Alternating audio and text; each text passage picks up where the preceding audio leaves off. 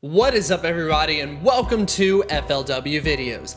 In today's episode, we are going to be taking a look at all of the lucky Pokemon that I have in Pokemon Go.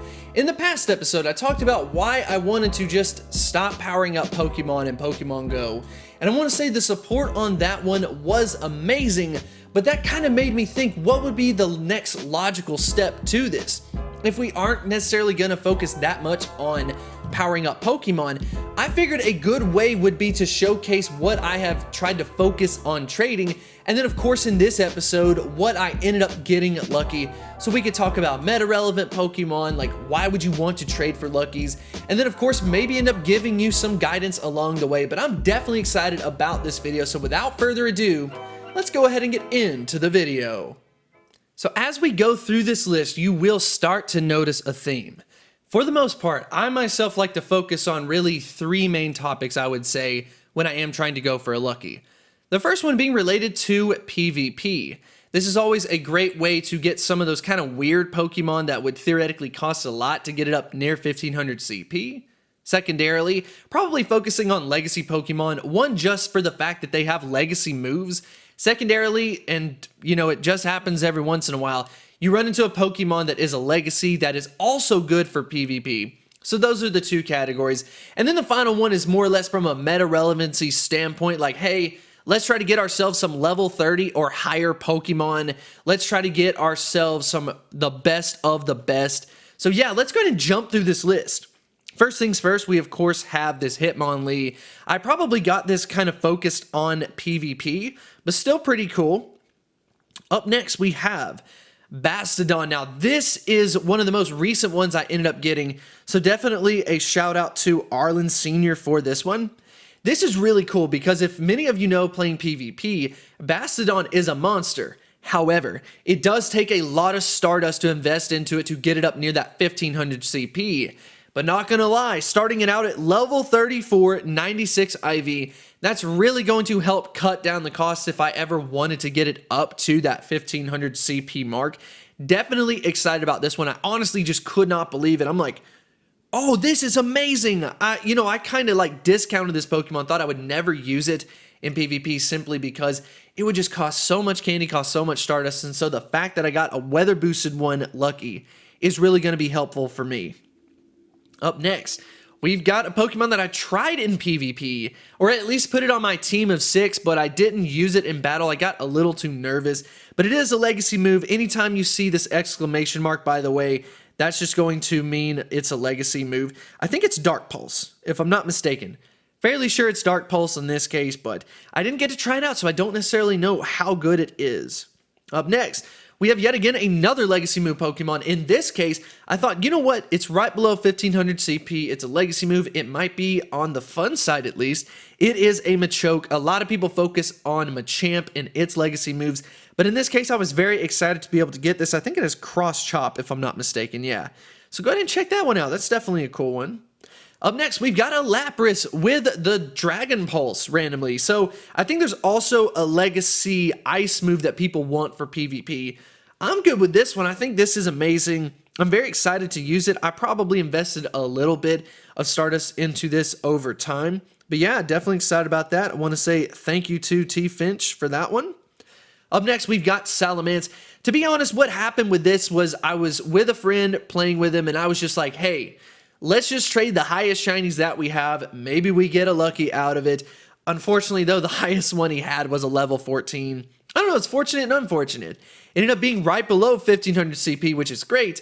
At the same time, I would never invest in this one and put it up to, level 30 or anything like that. That's just way too much dust. To be honest, this is one of those cases where I tried it out for PvP and just got a failed version of it. As many of you know, sometimes you need a really low IV to be able to qualify for the Great League, and then you just get a lucky high IV one out of it. In this case, that's what ended up happening, so we just pretty much tried for the below 1500 CP, and it just didn't work out. Same thing for Seaking in this case.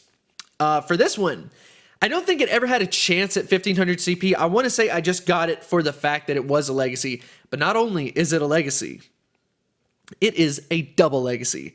We've got a wing attack Flamethrower. Definitely excited to get this one. Basically, I ended up meeting up with a friend in Hot Springs, Arkansas. He had just kind of came back, and I traded him like what had to be like 10 or 15 of them, and then later on, he found a second account that he forgot that he had created, and we just kind of like trade them, you know, back and forth, mostly focused on legacy. Once again, we've got a Poliwrath focusing on that legacy. Submission, I believe, is the case, but hey, it's below or it's above 1500 CP, so I can't use it in the Great League. In this case, this is going to be a confusion one, but to be honest, this confusion one isn't so much a big deal. That's probably one of the like more common legacy move ones, but nonetheless, I do have one. So for this Dragonite, this is just a Draco Meteor. It's not like a Dragon Claw or a Dragon Breath or anything. I do have one, but unfortunately, it is not a Lucky. Moving on. Very excited about this one. I cannot wait because Magnezone will be coming into the game very soon. So I have this Magneton at level 32, which will be ready to go, and I am very excited about it. I actually have another one that we could talk about in a couple of frames or whatever that I'm excited about as well. Once again, we have another Charizard. In this case, another wing attack Flamethrower. I just wish I could like lower the IVs or do something with it. That way I could get some type of use out of it. And here we go again, another level 32, this time a 91% IV, so definitely excited about it to get it up to Magnezone. I have enough candy, so definitely going to do that, and probably not invest any Stardust into it with them being above level 30. In this case, we have ourselves a Legacy Snorlax, and in this case, we've got that Body Slam move, so yeah, definitely excited about that from like a gym perspective. Am I going to invest in it? I don't think so, because I end up getting right around 2500 CP. I'm just going to leave it just in case there ends up being some type of tournament at the Ultra League instead of the Great. And who knows, Snorlax could be kind of a weird one, so I'm just going to go ahead and keep that. Now, we got ourselves a Gyarados. So if you go ahead and check it out, we do have Dragon Pulse. So yeah, I added on a secondary charge move because it is only 10,000 Stardust. Really wanted to get myself Hydro Pump, just haven't TM'd over to it at this point. So that's why we got that double Dragon type moveset. Typhlosion, this actually came from a community day. It was at level 31. I just traded with someone else who caught the exact same one during the middle of the event and ended up getting a lucky version of it, 93% IV. Very excited about that. And then simultaneously, it's also below that 2500 CP. So who knows? We could end up, I guess, maybe using it for the Ultra League. We're just going to have to see. So shout out to Pac-Man for that one. Moving on to a very cool Pokemon, a regional. Anytime you can get a lucky regional that is also a good Pokemon, that is an amazing feat to run across. I can't remember exactly what I was doing when I traded for this. It was some type of raid day. I remember being around a lot of people getting together to do several raids in a row. It was sometime during February. I'm sure it was like one of the birds or something like that. But yes, a 96% level 30. So shout out to Bluego for that one, for getting that to me. Very excited about that. Heracross is my favorite regional Pokemon. Up next, this is just kind of like a fun thing to do. I think Magmortar looks fantastic, so I definitely wanted to try for that, and I ended up having a level 30 version of or a friend had a level 30 Magmar that they traded to me. I'm like, you know what? Let's just give it a shot, and that's exactly what happened, and it ended up getting 96 IV.